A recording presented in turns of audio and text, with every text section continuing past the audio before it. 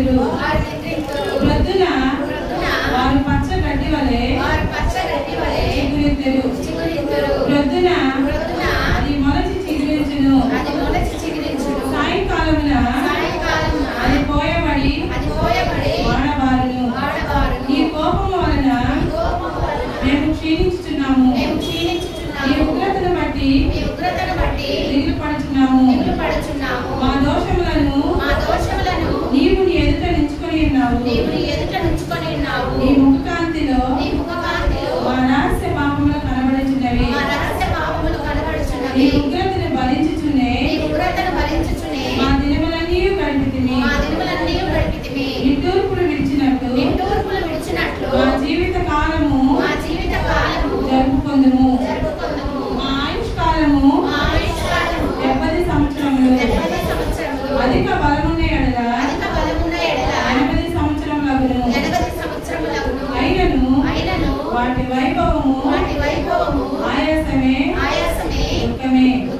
అది త్వరగా గతించును. మేము ఎగిరిపోదుము. నీ ఆగ్రహ బలము ఎంతో ఎవరికి తెలియను. నీకు చెందవలసిన భయము కలది పుట్టు. నీ క్రోధము ఎంతో ఎవరికి తెలియను. మాకు జ్ఞానోదయము కలిగినట్లుగా చేయము. మా దినములు లెక్కించుటకు మాకు నేర్పుము. యెహోవా తిరుగుము. ఎంతవరకు తిరగబోయిందువు. నీ సేవకులను చూచి సంతాపపడుము. ఉదయమున నీ కృపతో మమ్మల్ని తృప్తిపరచుము. అప్పుడు మేము మా దినములన్నీ ఉత్సహించి సంతోషించదుము. నీవు మమ్మను శ్రమపరిచిన దినము కలది. మేము కీడు అనుభవించిన ఏళ్ల కొలది మమ్మల్ని సంతోషపరచుము. నీ సేవకులకు నీ కార్యము కనబరచుము. వారి కుమారులకు నీ ప్రభావము చూపింపుము. మా దేవుడైన యెహోవా ప్రసన్నత మా మీద నిండును గాక.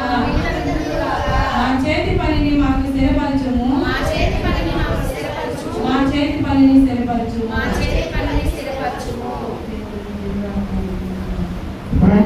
ప్రభువైన యేసుక్రీస్తు నామమున పేరిట మీ అందరికీ వందనములు. పిల్లలా గమనం చేయండి. ఈ సంకీర్తన భాగము దైవజనుడైన మోషే గారు రచించిన సంకీర్తన. రాబోయే సంవత్సరాలలో మానవు యొక్క జీవితకాలం ఎంతో కొన్ని వేల సంవత్సరాల క్రితమే దైవజనుడైన మోషే గారు చెప్పారు. మనం ఒకటి నేర్చుకోవాలట. అయ్యా మా దినమును లెక్కించుట మాకు నేర్పము అంటే అర్థమైంది. ఎప్పుడైతే ఈ లోకంలో నువ్వు బ్రతుకు దినాలను కౌంట్ చేసుకుంటున్నావో అప్పుడు నువ్వు దేనికి గర్వపడవు. అంటే నా దినాలు అయిపోతూ ఉన్నాయి అదే మనసు ప్రతి ఒక్కరికి రావాలా. వలక చేత కొట్టినట్లుగా నీవు పొందెదవు, వాళ్ళు ఎగిరిపోవురు. నిన్న వరద చూసాం, ఎంత భయంకరం. నిజంగా ఆ వరదే కానీ భయంకరంగా అనుకున్నట్లుగా వచ్చింటే లోపల ఏ మానవుడు బతికేవాడు, ఏ బిల్డింగ్ ఉండేవి, ఏ కట్టడాలు నిలబడేవి. దేవుడు ఉగ్రత ముందు ఏది కూడా నిలబడదు. మానవుడు నేర్చుకోవాల్సిన విషయం ఏంటంటే ఈ దినంలో మన దినాన్ని మనం లెక్కించుకోవాలి. అంటే అర్థమైంది. ఎప్పుడు లెక్క పెడతారో, ఇప్పుడు నా జేబులో 100 రూపాయలు ఉన్నాయి, ఎప్పుడు డబ్బులు లేవు, బజార్కి వెళ్ళా, వస్తువు కొనుక్కుంటున్నా, ఏం చేస్తాను, ముందే దానికి ఒక లెక్క రాసుకొని పోతా. నా కాడ 100 డబ్బులే ఉన్నాయి, ఈ 100 రూపాయలకు వచ్చే వస్తువులే కొంటా. నేను 500 రూపాయలకు వచ్చే వస్తువులే కొన. పడలేదు కదా. అంటే భద్రపడతా లెక్కేయడం అంటే అర్థం ఏంటంటే మన దినాలు కూడా ఇన్ని దినాలు అయిపోయినాయి, ఇంకొన్ని దినాలే ఉన్నాయని మనసులో జ్ఞానం ఒకసారి తట్టిందనుకో, నువ్వెంత భయంగా జీవిస్తావు, నువ్వెంత భయంగా జీవిస్తావు. మానవుడు భయం లేకుండా జీవించడానికి కారణం ఏంటంటే వాడి యొక్క ఆలోచనలు ఎట్లా ఉంటాయంటే, ఈ లోకంలో నేను సెలేసుకొని ఉంటాను, లోకం అంతా సంపాదించాలని ప్రయాసపడ్డ ఆయన చివరి కదా ఒక చిన్న దోమకుడు చచ్చిపోయాడు. ఏమా లోకాన్ని జయించిన రాముడు అలెగ్జాండర్ ఏమైనా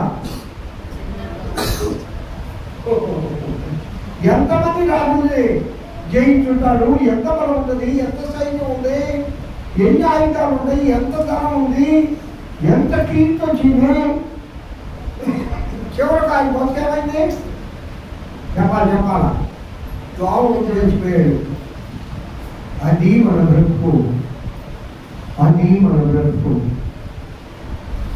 అందుకే పిల్లగా భయమే భక్తి కలిగి ప్రభువులు మనం జీవించాలి. ఎప్పుడు జీవిస్తావంటే నీ దినాలను లెక్క పెట్టుకునే మనసులు ఏముండాలా. నేను ఇన్ని రోజులు జీవించా, ఇంకెన్ని రోజులు జీవిస్తానో నాకు తెలియదు. ఎవరైనా చెప్పగలరా? నేను 100 సంవత్సరాలు జీవిస్తాయడా అని ఎవరైనా మూర్ఖులు చెప్తారు, జ్ఞానం లేదని చెప్తాడు. వాడు పొద్దున్నే కనపడ్డు, ఇప్పుడు చెప్పినాడు ఇంకొక 10 నిమిషాలు కనపడ్డు. ఎవరైనా నువ్వేనంటే నేనేనంటే మన ఆయుష్ ఎంత ఉదయకాలం చిగురిస్తుందట, సాయంకాలానికి చిగురించినప్పుడు ఎంత అందంగా ఉంటుంది, ఎంత అందమో ఎంత సౌందర్యమో. వాడిపోయినప్పుడు ఎక్కడుంది, వాడిపోయానయ్యా, నేను ఓడిపోయానయ్యా అని భక్తుడు పాడపడతాడు. ఉదయాన్ని నేను వాడిపో బ్రతుకునాది ప్రభువా, ఓడిపో బ్రతుకునాది దేవా అని పాడాడు. ఏమి అర్థం కాదు. మ్యూజిక్ డైరెక్టర్, నేను స్తుతించకుండా ఉండలేదయ్యా, నేను పాడకుండా ఉండలేదయ్యా, నన్ను లేపేవాడు ఉండేవి, నన్ను నిలబెట్టేవాడు ఉండేవి, నన్ను నడిపించేవాడు ఉండేవి. మీకు ఒక సంగతి చెప్పనా ఈ గురించి. ఫస్ట్ వాళ్ళ నాన్నగారు పాస్టర్, ఈయనకి మ్యూజిక్ అంటే ఇష్టం. నేను పెద్ద మ్యూజిక్ డైరెక్టర్ కావాలా, పెద్ద సినిమాలకు మ్యూజిక్ డైరెక్షన్ చేయాలా అనే ఆశ లేదంట ఆయనకి. వాళ్ళ నాన్న చెప్పేవాడంటే, దేవుడికి కొంత సంగీతం జ్ఞాపించాడు, దేవుడి సేవను ఉపయోగించడం. ఓ నాన్న, నువ్వు దైవ సేవకుడి, తినడానికి ఇంట్లో మంచి తిండి లేదు, ఇల్లు లేదు, దేవుడు నాకు జ్ఞానం ఇచ్చాడు, చూడు నేనేమవుతానని గర్వపడ్డాడట. వాళ్ళ నాన్న ఇంకొన్ని రోజు చచ్చిపోతానగా గడ్డి కొట్టు పెట్టుకొని, నేను అర్థం చాలా గర్వపడుతున్నావు నాయన, నేను ఈ కుటుంబం వెళ్ళిపోతున్నాను, అదిగో వాళ్ళ ఊళ్ళో చర్చి పెట్టుకున్నాను, ఆ చర్చి నడిపించే బాధ్యత లేదు, నానా నేను చూసుకుంటా, నేను ఒక దైవ సేవకులు పెడతా, 10,000 రూపాయలు జీతం ఇస్తా, నడిపిస్తాను, నీకెందుకు దైవ సేవకులు కాదు, నువ్వే చేస్తామని చెప్పాడట. నేను ఇంటికి జరుగుతున్నావు కానీ అమెరికా వెళ్ళి ఇతర దేశాలకు వెళ్ళి అప్పులు చేసి గొప్ప మ్యూజిక్ ఇస్తామని చేసి వాళ్ళ నాన్న వెళ్ళిపోయాడు, ఈయన అప్పులు పాలైపోయాడు. కుమార్తెకు వివాహం కూడా చేయలేని పరిస్థితి అయిపోయింది. భార్య గొప్ప ప్రార్థనా పదాలు, అయ్యా అయ్యా అయ్యా మామూలు చెప్పింది, వద్దో నేను డబ్బు సంపాదించాలా, నాకు మంచి దేవుడు జ్ఞానం ఇచ్చాడు. చివరికి అంతా తెలుసుకొని ప్రియాలు ఇప్పుడు అంటాడు, నేను ఓడిపోయానయ్యా, నేను వాడిపోయానయ్యా, నీ మాట నేను లెక్క తీయలేదయ్యా, చివరికి ఒక రోజు ఉరేసుకుని చచ్చిపోవాలి. ఈ ఆర్థిక ఇబ్బందులు తట్టుకోలేక అసహ్యమైతే ఒకటైనా ఒక మీకు పాటలు 10 పాటలు మన యేసుక్రీస్తు వారు పాటలు అయినప్పటికే రికార్డ్ చేస్తున్నాడు. దాంట్లో సరిపోలాయింది. ఆ పరిస్థితుల్లో చివరకు తెలుసుకున్నాడు దేవుడిని. ఇప్పుడు ఈరోజు పాస్టర్ ఏ సంఘానికమ్మా? ఏ సంఘానికి? వాళ్ళ నాన్న చెప్పాడే, వాళ్ళ నాన్న నడిపించాడే, అదే సంఘానికి దేవుడు తప్పటి ముందు దేవుడు పెద్ద సాక్షి చెప్తాడు ఆయన. తర్వాత వాళ్ళ కుమార్తెకి దేవుడు మంచి వరుడు ఇచ్చాడు. ఆమె మంచి కార్యక్రమాలు, వాళ్ళ అల్లుడు మంచి కార్యక్రమాలు. ఈరోజు అంటాడు, అసలు నా అప్పులన్నీ ఎట్లా తీసేశాడు ప్రభు, నన్ను మళ్ళా నిలబెట్టాడంటే మా నాన్న ప్రార్థన, నా భార్య ప్రార్థన, నా గర్వాన్ని దేవుడు హెచ్చివేశాడు. డబ్బు ఫ్రీగా మనం అంతా లెక్క పెట్టుకోవాలి. మనం వాడిపోతాం, ఇలాగే ఉండదు మన జీవితం. మనల్ని మనం ఒకసారి పరిశీలన చేసుకొని మనం పరిశుద్ధపరుచుకొని ప్రభు కోసం బ్రతుకులు ఆరాధన నడిపిస్తాం.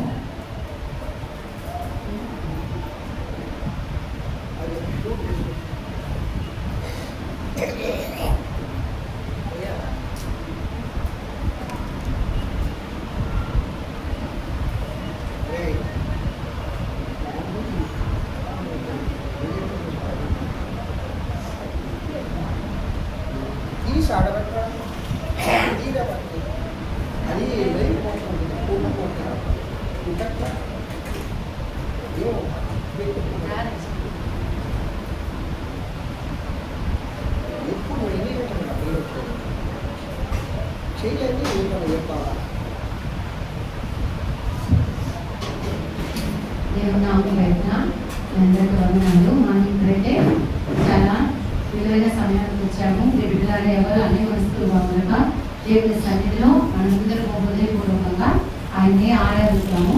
ఎవరు అన్ని వస్తువులు ఉండదు. యేసయ్యా మీకే స్తుతులు నాయనా, స్తోత్రం నాయనా తండ్రి.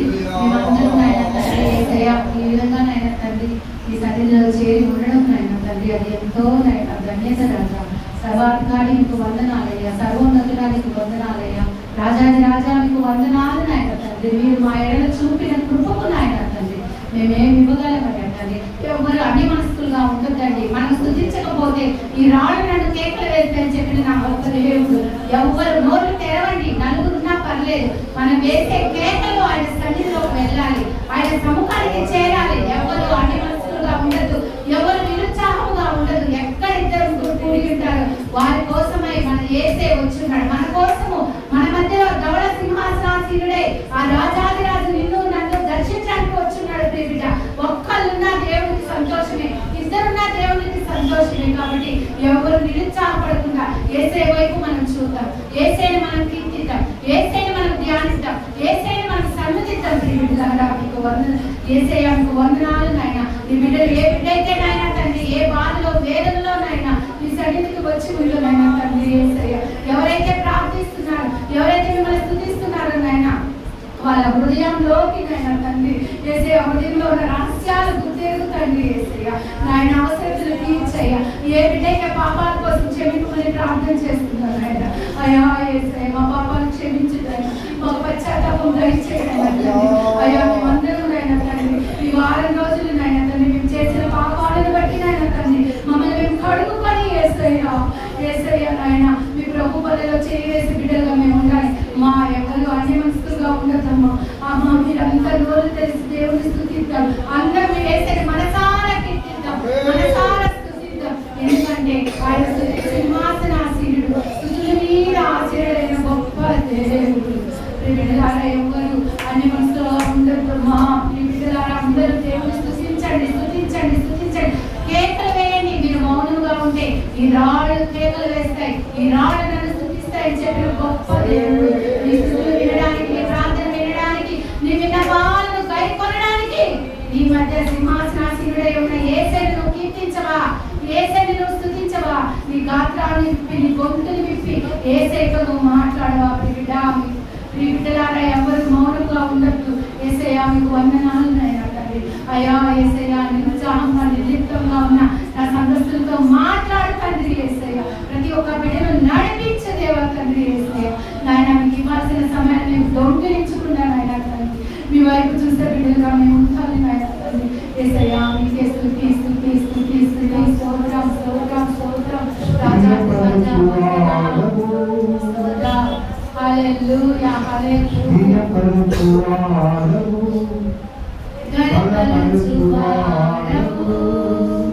పడిపోయిన చోటనే హెచ్చించువాడవు, బలపరచువాడవు, హెచ్చించువాడవు, పడిపోయిన చోటే నిలబెట్టువాడవు. ఏమైనా చేయగలవు, గర్వంతో మార్చగలవు, నీ నామముకే మహిమంతా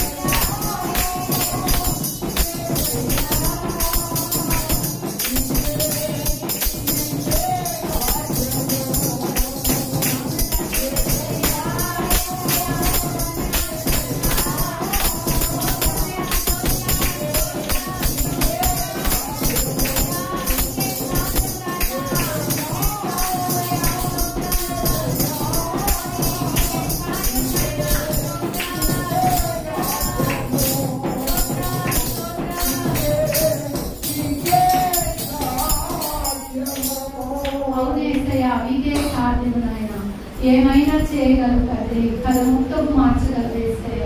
నీకే సాధ్యమయ్యా, నీకే సాధ్యమయ్యా తండ్రి. అవును తండ్రి యేసయ్యా, నీవు ఆజ్ఞ చేయగా నాయన తండ్రి, ఆజ్ఞను ఆపుట ఎవరి తరమైనా, నువ్వు కంచె వేయగా ఆ కంచె దాటుట ఎవరి తరము నాయన తండ్రి. అయ్యా మీకే వందనాలు తండ్రి యేసయ్య. ఏ బిడ్డైతే నాయన తండ్రి ఏ బాధలో వేదనలో ఏ పాపం కొరకు పశ్చాత్తాపడుతుందో నాయన బిడ్డలందరినీ మీరు నాయన తండ్రి యేసయ్య దీవించి ఆశీర్వదించండి నాయన. బిడ్డలతో మీరు మాట్లాడండి నాయన. ఎవరైతే నిర్లక్ష్యంగా ఉన్నారో ఆ బిడ్డతో మీరు సూటిగా మాట్లాడండి నాయన. మీ సన్నిధి తండ్రి ఎంత నిర్లక్ష్యమో నాయన తండ్రి, మీకోసం కనీసం నాయన తండ్రి యేసయ్య అయ్యా 1 గంట 2 గంటలు కూడా వెచ్చించే పరిస్థితుల్లో మేము ఉండగా నాయన దయతో మమ్మల్ని క్షమించి నాయన తండ్రి. ఏ నిమిషము ఏ సమయము ఏ గంట ఏ గడువు మా జీవితాలు ఎలా ఉన్నాయో మమ్మల్ని మేము ప్రశ్నించుకునే నాయన బిడ్డలుగా మేము ఉండాలి నాయన తండ్రి యేసయ్య. మీకే స్తుతులు స్తోత్రాలు చెల్లించుకుంటున్నాయన. మా ఆరాధన అంతా నాయన తండ్రి మీ పాద సన్నిధికి తెస్తున్నాయన. మేము చేసిన ప్రతి ఒక్క విన్నపాన్ని నాయన తండ్రి మీరు విని నాయన ప్రతిఫలం దయచేస్తున్నారు నాయన. ఇప్పుడు మీ దైవదాసులు నాయన మాతో మాట్లాడుతున్నారు నాయన. ఆ బిడ్డ కాదు నాయన, ఆ బిడ్డను మీ నోటికి బూరగా వాడుకొని నాయన మాతో మాట్లాడిస్తున్నందుకు మీకే స్తుతులు స్తోత్రాలు చెల్లించుకుంటుంది. త్వరలో తిరిగి రావాలని యేసే నామమున పేరిట అడిగి బ్రతిమలాడి వేడుకుంటున్నాను తండ్రి. ఆమేన్. హల్లెలూయా.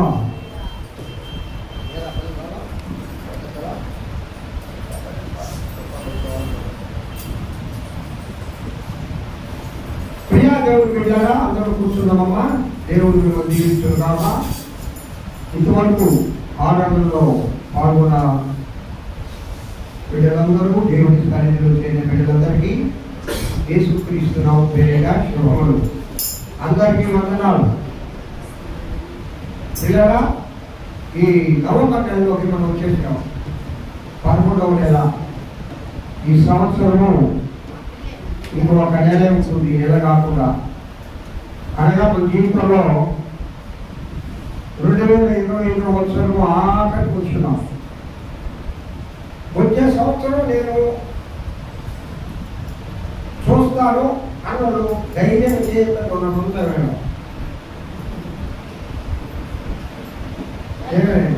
రాయమ్మా చూస్తా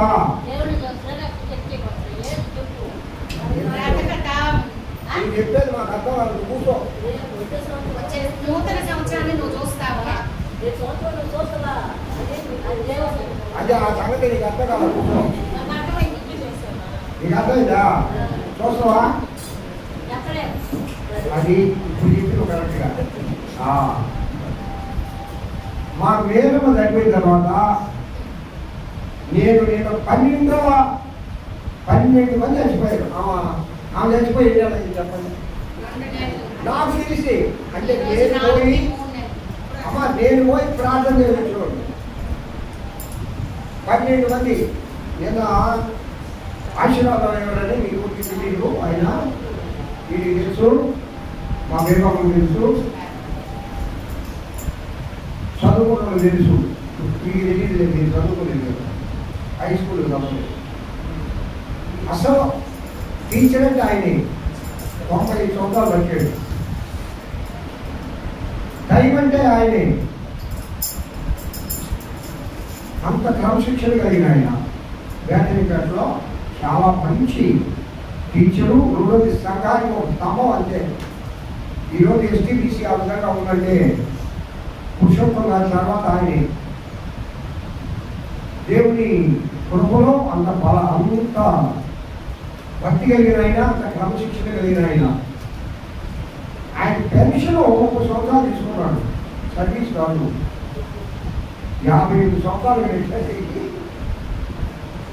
90 దాకా బతికాడు. 2 సంవత్సరాలు తీసుకుంటాను చెప్పు. పెన్షన్ 5 సంవత్సరాలు తీసుకున్నాం. మా మేడం 5 ఏళ్ళు కూడా తీసుకోవాలి. అంటే అర్థం ఏంటి? ఈ లోకంలో నువ్వు బ్రతకాలన్నా దేవుడి చిత్తమే, వెళ్ళిపోవాలన్నా ఆయన చిత్తమే. ఉదయకాలం వల్ల మోసగా చెప్తారు. ఉదయకాలంలో సిగ్గిస్తాయట, సాయంకాలానికి ఏమైపోతాయి? వాడిపోతాయి. 12వ చనిపోయిన వారి దగ్గరికి పోయి 12 వారి దగ్గర నేను ప్రే చేశాను. నేను ఉదయం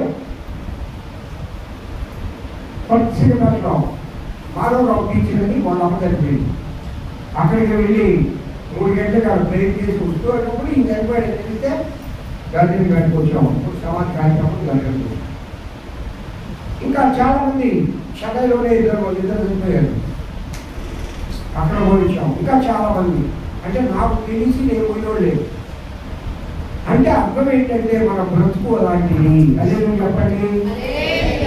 అందుకే అంటాడు మోషే గారు మంచి మాట అంటాడు. ఈ మాట అంటే నాకు చాలా ఇష్టం. ప్రభువా చెప్పడమా తరతరములకు మాకు నివాస స్థలము నీవే అన్న చెప్పండి. అన్న చెప్పండి. మీ నివాస స్థలం ఏది అని అడిగితే అదిగో పలాని బిల్డింగ్, పలాని ఊరు, పలాని జిల్లా, పలాని స్టేటు. మాకు అమెరికాలో కూడా బిల్డింగ్లు ఉన్నాయని చెప్తాడు ఒక ఆయన. మా టీచరే అమెరికాలో కూడా మా ఊరు ఇల్లు కూడా వేసాడు. ఇంకొక ఆయన అంటాడు చంద్రమండలంలో స్థలం కొన్నారా నేను అంటాడు. నిజమది చంద్రమండలంలో స్థలాలు కూడా అమ్ముతున్నారు ఫ్లాట్లే. ఏమో రాయలమా తెలుసా నీక?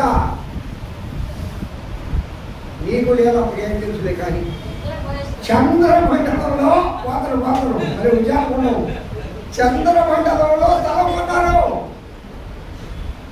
అయితే వాళ్ళు ఏమన్నా లోపల స్థిరంగా ఉన్నారా? అమ్మ చెప్పడమ్మా. ఎవరు లేరు. కానీ ఈయన అంటాడు తరతరములకు మాకు నివాస స్థలము ఎవరు మనం ఆరాధించే దేవుడు, మనము సేవించే దేవుడు, మనము ప్రార్థించే దేవుడు, మనము నమ్ముకున్న దేవుడు. హల్లెలూయా. మనము నమ్ముకున్న దేవుడు అలాంటి వాడు ఉన్నాడు. మన నివాస స్థలం అది. ఒకసారి ఒక బ్రదర్ కలిశాడు. ఆయన మాట్లాడుతూ మా నాన్న మంచి ఉద్యోగస్తుడు, మా అమ్మ కూడా ఉద్యోగస్తురాలే, ఏమి లాభం సార్, ఒక్క ఇల్లు కూడా కట్టిలేదు సార్, నాకు ఉండడానికి ఏమి లేదు, ఉండడానికి ఇల్లు కూడా కట్టిలేదు సార్. మా నాన్న జాబ్ సార్ ఏ గ్రేడ్ కాదు. ఒక నిజం అది. ఏమో ఇల్లు లేదు. ఏమైతే రోజు మటన్ రాస్తుండే మా ఇంట్లో, రోజు తినడము తాగడము జలసాలు చేయడం. లాంటి ఒక కుమారుడు అయింది. ఆ కుమారుడికి ఇల్లు కూడా కట్టిలేదని పోతున్నాడు. బాధపడ్డా ఉదయం బాధపడతా. అమ్మా మనమంట మన బిడ్డల కోసం ఆస్తి సమకూర్చాలి. అది నిజమైన తల్లిదండ్రులంటే. ఆ తర్వాత వాళ్ళు ఏమైనా చేసుకొని లేదా మనం వాటి బాబాకు నేను వాటి బాబాకు వెళ్ళాడా వెళ్ళగడా తెలియదు. తర్వాత వాళ్ళు ఏమైనా చేసుకొని తల్లిదండ్రులు బిడ్డల కోసం ఆస్తులు సంపాదించాలంటే నువ్వు బాగుండే కదా అని లోపల అంటే మోషే గారు అంటాడు, అయ్యా నాకు నివాస స్థానం ఈ లోకంలో లేదు. ఒకవేళ ఉన్నా కూడా అది స్థిరమైన నివాసం కాదు, ఇది ఒక జీవంతమే. అమ్మా మేము హైదరాబాద్ పోయాం ఒకసారి. అప్పుడు నాకు ఏదో అవార్డు ఇస్తున్నాడు. మా పాపళ్ళు, మా అల్లుడు మేమందరం పోయాం. మా బాబీ పిల్లలు అందరం ఒక లాంటి తీసుకున్నాం. అబ్బా అది ఎంత బాగుందో, ఎన్ని ఫెసిలిటీస్ ఉన్నాయో దాంట్లో. మళ్ళా 24 గంటలు కాగానే వాళ్ళు వచ్చి కనుకొస్తుంటారు ఖాళీ చేసి పోవాలని. ఎంత బాగుంది. ఈ టైం అయిపోయింది రా బాబు, పోతే వేరే వాళ్ళు దానికి బుక్ చేసుకున్నాం సార్ వేరే వాళ్ళు అంటే అంత బిజీ ఏరియా అది, అంత బిజీ ఏరియా. అంతే ఈ లోకంలో నువ్వు పట్టుకునేది కూడా. అవునా కదా? రాయలేదా? వేరేపు కూడా నెల్లూరు ఒక ఇల్లు, ఏదో ఒక ఇల్లు, ఇంకొక ఇల్లు వల్ల ప్లాన్లో ఉండింది. ఏమో ఏమన్నా ఎత్తుకుపోయిందా? టైం అయిపోయిందమ్మా, వచ్చే దేవుడు మీరు చెడు అయిపోయింది. ఆ లాఠీలో వాళ్ళు సార్ మీ టైం పొడిగిస్తామని చెప్పడం సార్ ఏదో చేసుకుంటాం మీరు ఇంట్లో అది మన వరకు. ఈ లోకంలో మన బ్రతకని తెలియదా చాలా మందికి. తెలిస్తే నీకు ఎందుకు భయం ఉండదు, తెలిస్తే నువ్వు ఎందుకు భక్తిగా ఉంటుంది, తెలిస్తే నువ్వు ఎందుకు ప్రార్థన చేయవు, తెలిస్తే నీకు ఎందుకు దేవుడు జ్ఞాపకం రాడు, తెలిస్తే నువ్వు ఎందుకు నిర్లక్ష్యంగా ఉంటావు. తెలుసు కానీ నిర్లక్ష్యం జరిగిపోతుంది, జరిగిపోతలే, ఏం జరిగిపోదు, నువ్వు వెళ్ళిపోతావు.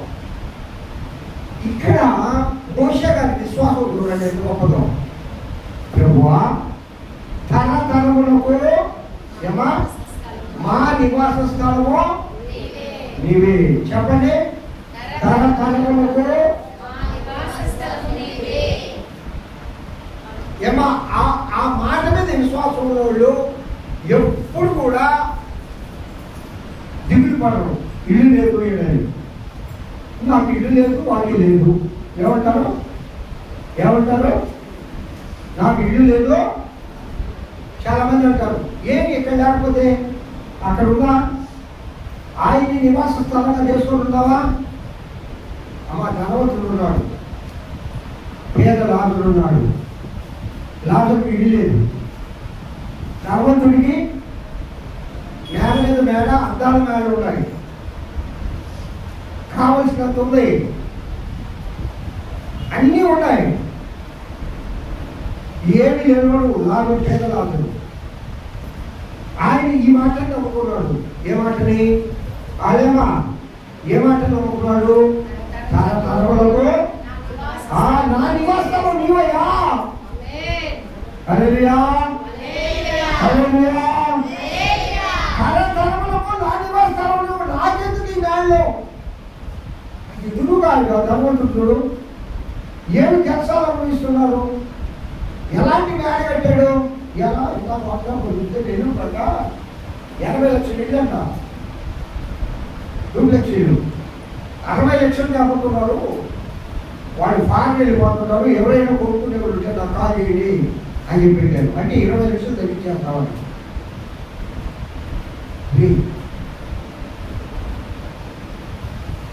ఎన్ని డూప్లెక్స్లు అయినా ఉండొచ్చు, ఎంత మేడలు అయినా ఉండొచ్చు, కానీ నాకేమి లేదు ఇవ్వకూడదు. కానీ నా నివాస స్థలం ఎవరు? నీవే. చెప్పండి, నా నివాస స్థలం నీవే. అందరూ దూరాలు పడగడం మా మాట. నా నివాస స్థలం నీవే. ఇప్పుడన్నా పడగడమ్మా, నా నివాస స్థలం దేవుడే నివాస స్థలం. దేవునికి ఎందుకు ప్రాధాన్యత ఉండలేదు?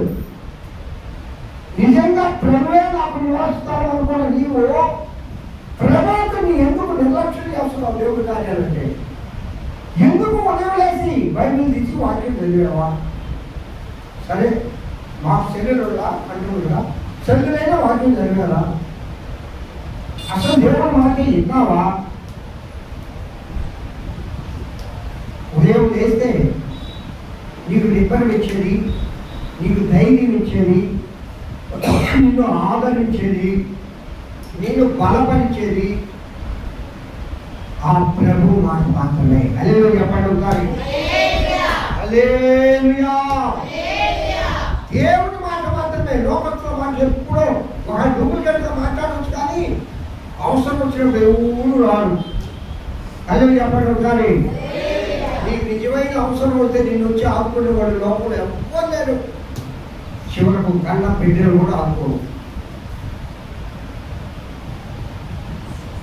ప్రాణం పోతుంది, నాకు సహాయం చేయడానికి తల్లి అడిగితే ఆ కుమారుడు అంటాడు, సహాయం చేయడానికి నా దగ్గర డబ్బులు లేవు. అదే అంత డబ్బు ఉండదు కదా, అది నా బిడ్డలు కావాలి, నువ్వు పెట్టా ఇవాళ పనుకో లేదు చేస్తావు.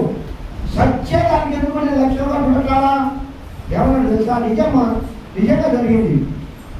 ఒకవేళ నీకు ఆపరేషన్ ఈ 50 లక్షలు ఖర్చు కదా, 50 లక్షలు అంటే ఆపరేషన్ చేయిస్తా. ఇంకెన్ని రోజులు బతుకుతావు? వాడు అడిగిన వాట బతికి 1 సంవత్సరం బతుకుతావు, 2 సంవత్సరాలు బతుకుతావు. నా బిడ్డలకు వాడు ఎంతకాలం బతకాలా? వాడు జీవితం ఎంత ఉంది? నేను నీకెందుకు పెట్టాలా అనేది ఒక కుమారుడు అంటాడు. కానీ నీకోసం నా కోసం ఒక కుమారుడు కాబట్టి ఏసై అంటాడు, నీకోసం నేను ప్రారంభిస్తా అంటాడు. తప్పకుండా ఉంటుంది. అక్కడ ఉన్నదమ్మా, లోకంలో ఎవరిని నమ్ముకున్నాను నమ్మద్దు.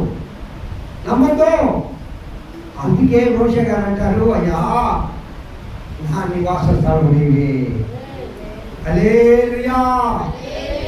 నా నివాస స్థలము ఎప్పటికీ తరతరాలకి అంటే నిత్యము నేను నీతో ఉంటా. ఎంత గొప్ప విశ్వాసం అది. అమ్మా, మోషే బ్రతికినప్పుడు కొన్ని 100 సంవత్సరాలు బతికేవాళ్ళు. అప్పుడు మోషే ఈ సంకీర్తన రాసేటప్పుడు ఒక్కొక్కరు 100 సంవత్సరాలు బతికేవాళ్ళు. నన్ను ఆయుష్లో 100 సంవత్సరాలు ఉండేది. కానీ ఈ మాట ఎందుకు రాశాడు చెప్పండి?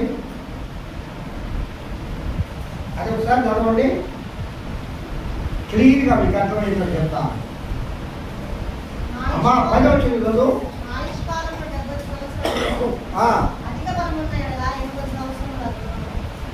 అధిక బలం ఉన్న ఇరల్లా ఎన్ని సంవత్సరాలు అవుతుందంట? అంటే 80 సంవత్సరాలు. అంటే అర్థమైంది, రాబోయే రోజుల్లో మానవుడు బతుకాలం అంటే అప్పుడు ఎక్కువ సంవత్సరాలు బతికిన ఆయన బైబిల్ గ్రంథంలో మెతూషెల ఎక్కువ సంవత్సరాలు బతికిన ఆయన. 100 సంవత్సరాలు బతికినాడు.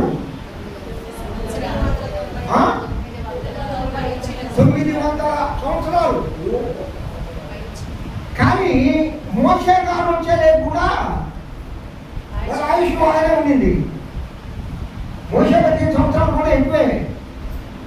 కానీ ఎందుకు ఆ మాట రాశాడు పరిశుద్ధాత్మ దేవుడు? ఎక్కడ మోషే గారి ద్వారా రాయించాడు. అగును అన్నాడు. ఆయమ్మ అగును అంటే అర్థమైంది, కావచ్చు అంటే అర్థమైంది, జరుగుతాయి అంటే అర్థమైంది, రాబోయే రోజుల్లో జరుగుతుంది. జరిగిందా లేదా? అధిక బలం ఉంటే 80 సంవత్సరాలు ఆయాసము అంటే ఈ కాలం గురించి కూడా మోషే గారు ఆయన కాలంలో రాశాడు. అది దేవుని వాక్యం. తప్పకుండా అందుకే దేవుని వాక్యము జీవవాక్యము. ఇదేమనుకోకండి, నేను మాట చెప్తా. నేను రోజు ఉదయం నుంచి ఆ తలుపు తీసి లైట్లు ఆఫ్ చేసిపోతాను. సాయంకాలం వాళ్ళు మైక్ సెట్ పట్టు పెట్టారు, పాట వస్తూ ఉంటారు. శివయ్య మట్టి తీసుకొని బొమ్మని చేసి జీవం పోయిపోవయ్యా అని ఒక పురి నువ్వు వచ్చేవన్నా పోయి అనుకున్నాను. ఇంకొక మాట పోలేదమ్మా, ఎంత సౌందర్యంగా ఉన్నామమ్మా నువ్వు. ఈ అందం ముందు ఈ లోకంలో ఏది పనికిరాదు. ఒరే నీ పాపం కదా, మా కాళ్ళ ముందు రాయి పెట్టారు కదా, ఆ కాళ్ళ ముందు రాయి పెట్టారు. ఎంత సౌందర్యంగా ఉండాలమ్మా నువ్వు. ఇష్టం అంటే వాళ్ళు తృప్తి పడుతున్నావు. కానీ మనం తృప్తి పడాలా? ఇది జీవవాక్యము. అదే నువ్వు చెప్పండి, ఇది దేవుని వాక్యం. ఇది జరిగేది, జరుగుతున్నది, జరగబోయేది. చెప్పేది ఏంటంటే దేవుని వాక్యమే, బైబిల్ గ్రంథమే. ఈ లోకంలో అందుకే ఆయన ఒక పేరు ఉంది. ఏ పేరు చెప్పుకుంటే తక్కువ దీనికి సంబంధించిన పేరు. ఆదియు అంతములు ఆయనే, మొదటి వాడు ఆదియు అంతము ఆయనే, కడపటి వాడు మొదటి వాడు ఆయనే.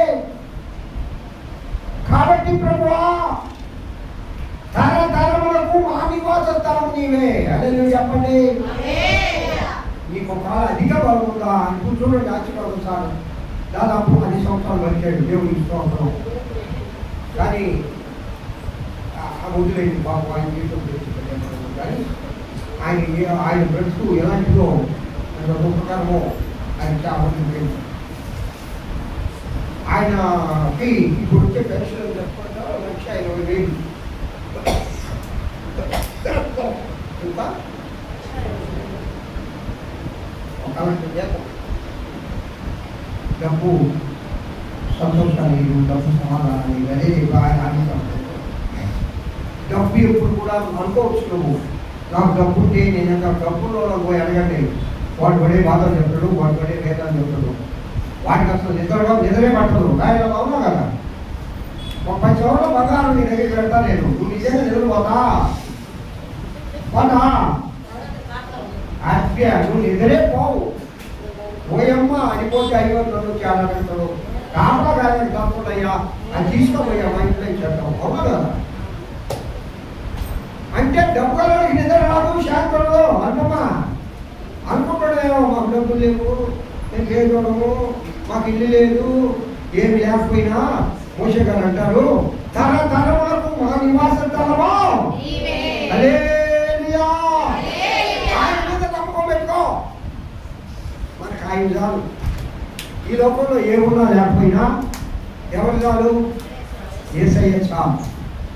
చెప్పండి, యేసయ్య చాలు, యేసయ్య చాలు, యేసు చాలు, యేసు చాలు. తృప్తిపడు. ఒక్కసారి ఆలోచించుకో. నీకు లోపల అన్నీ ఉన్నాయి, యేసయ్య లేకపోతే అన్నీ ఉన్నాయి. ఏమి తీసుకోండి బాబు, ఏమి ఎత్తుకోండి బాబు. నేను మా ఇంట్లో మొన్న నా బట్టలు చదువుకుంటా చూస్తే మా మేడం చీరలు ఆడ వేచి పెట్టుంది. ఐరన్ లేకపోతే ఒప్పుకోదామా? అదే నా పని. నా బట్టలు ఐరన్ చేసుకోవా లేదా? ఏమి మా 20-30 రూపాయలు అయితే ఏమే ఎంత నా జీతం నేలమో ఇట్లా దొంగలు చేయాలి. నా మీద చీరలు చూసేదైతే నాకు కానీ పడిపోయింది. ఎంత ప్రేమించావు మీరమ్మా. 1 సంవత్సరానికి దాదాపు ఒక 30-40 రూపాయలు బట్టలు కొనేస్తాను. అంటే ఆ ఒక్కదానికి కాదు, బిడ్డలందరికీ. ఆమెకు ఏ మూర్తి లేదు, లేదు ఏ ఆశ లేదు. మా పాప ఎక్కువ డబ్బులు పెట్టి లాస్ట్ ఇయర్ తీసింది. ఎప్పుడు కూడా ఎక్కువ ఆశ లేదు, లేదు బంగారం వేసుకోవాలి, ఒక్కొక్క చీరలు కొనుక్కోవాలి, అన్నీ ఉన్నాయి ఆమెకి. కానీ ఎప్పుడు ముందు అని. కానీ ఆ చీరలు చూసేదైతే నాకు ఆమె చాలా ఇష్టాలు చీరలు. మా పాప మర్చిపోతున్నట్టు నా బట్టలకి ఏమున్నాయి కొన్ని ఎత్తుకోపోయింది మా పాప. కానీ నా బట్టలకి చూసా ఆమెకు చాలా ఇష్టమైంది, చాలా బాగుంటుంది కూడా చీరలు. ఏం తీసుకోపోయాం, ఏం తీసుకోపోయాం, ఏమి తీసుకోకపోయాం. మనం కూడా దేన్ని ప్రేమించిన పిల్లల నీతోటి ఏమీ రావు, ఒకటే వస్తుంది. అనుపమా ఏమొస్తుంది తెలుసా? నువ్వు నమ్ముకున్న నీ విశ్వాసము, నీ భక్తి, నీ ప్రార్థన నీతో హల్లెలూయా చెప్పండి. హల్లెలూయా. ఏమి రాదు, కొడుకులు రాదు, కోడళ్ళు రాదు, కూతుళ్ళు రాదు. వాళ్ళ మీద మరీ అంత ప్రేమ చూపించి వాళ్ళ గురించి మిమ్మల్ని మీరు పాటు చేసుకోకండి. మీరు హాయిగా తిని, హాయిగా మంచి బట్టలు కట్టుకొని హాయిగా ప్రార్థన చేసుకోండి. వాళ్ళ గురించి త్యాగాలు చేస్తున్న పనేలా. పాపం కడుపులు కాల్చుకొని బిడ్డల్ని కన్న బిడ్డలను చూస్తే చివరికి వాడు కడుపు ఎందుకు వెళ్ళిపోతాడు అనేది బిడ్డలు చూడొద్దని చెప్పడంలా. కేవలం వాళ్ళ కోసం బతకాకండి, మీకోసం కూడా మీరు బతకండి, మీకోసం కూడా మీరు బతకండి. నువ్వు బాగా తింటే కదా ఆరోగ్యం ఉండేది, నువ్వు బాగా ఉంటే కదా నీ బిడ్డలను చూసుకోగలిగేది. అసలు నీ కడుపే మార్చుకొని నువ్వే తిరగకపోతే నీ బిడ్డలు ఏం చూస్తావు? నీ బిడ్డలు నీ చూడవు. నేను చూసి ఆయన ఒకే అయినా ఆయన్ని మనం ఆరాధించి హల్లెలూయా. చెప్పండి. నరులారా తిరిగి రండని ఆయన చెప్తున్నాడంట. నీవు సెలవిచ్చుతున్నావు. ఇవాళ ఎందుకు చెప్తున్నానంటే ఇవాళ మనకి ఏంటి all souls day. All souls day అంటే మనం ఏమంటాం సమాధుల పండగ. మనవాళ్ళు సమాధుల దగ్గర నేను పోయి చూస్తే సమాధులతో అంతా జరగనే వాళ్ళ పితరులు సమాధులు చెప్పుకుంటారో బాగు చేసుకుంటా. ఒక్కొక్కడైతే సులువు కొట్టుకుంటా, ఒక్కొక్క కళలు కొట్టుకుంటా, ఒక్కొక్కరు సమాధులతో అంతా 2 రోజులు జనమే జనం. ఇప్పుడైతే ఇంకా జనం. సాయంకాలం అసలు పోలేదు. కానీ ఆ బుద్ధులు మనకు అవసరమే. నేను కూడా మా మేరమ్మ సమాధి నేను పోయి ఇంత శుభ్రం చేయించా. ఇదిగో 7 అమ్మ సమాధి అయ్యింది. మా నాన్న సమాధి కన్నికలో పోయి ఆ చెట్లన్నీ కొట్టేసి. కానీ మనకు అవసరమే. మన పిల్లలు జ్ఞాపకం చేసుకోవడం తప్పే ఉంది. తప్పమ్మా తప్ప దేవుడు చెప్పాడు జ్ఞాపకం చేసుకోవడం లేదా? దేవుడు చెప్పాడు నీ పితరులను నువ్వు జ్ఞాపకం చేసుకోవాలా. నీ పితరులను నువ్వు జ్ఞాపకం చేసుకోకపోతే మనము ఈ లోకంలో పుట్టడం కూడా అనవసరం. అదే చెప్పండి ఒకసారి. తల్లిదండ్రుల్ని మర్చిపోయేవాడి ఏం చెప్తాడ? మీరేనండి మీరిద్దరు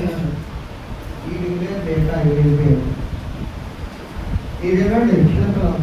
తల్లి తండ్రిని మర్చిపోయేవాడి కళ్ళు లోయ కాపులు జాగ్రత్తమా. కావున ఎవరిని మర్చిపోకూడదు. అదే చెప్పండి ఒకసారి. నీ పిల్లలు నువ్వు మర్చిపోలేకూడదు. నీ పిల్లలు నువ్వు మర్చిపోకూడదు. సమాధులు నిజంగా ఆ విధంగా మనమే జ్ఞాపకం చేసుకుంటాం.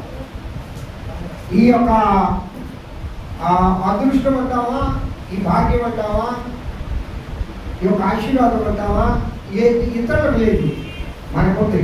తప్పకుండా దేవుడు వైపడతాడు. సంవత్సరానికి ఒకసారన్నా ఏంటి జ్ఞాపకం చేసుకొని కాసేపు వాడి జ్ఞాపకాలు మనసులు సంపోసుకొని వస్తూ ఉన్నాము. చాలా మంచిది కార్యక్రమం ఇది. ఆల్పోతే 100 సంవత్సరాలు ఇది బ్రిటిష్ వాళ్ళది ప్రారంభించి ఇక్కడ 100 years. కావున పిల్లరా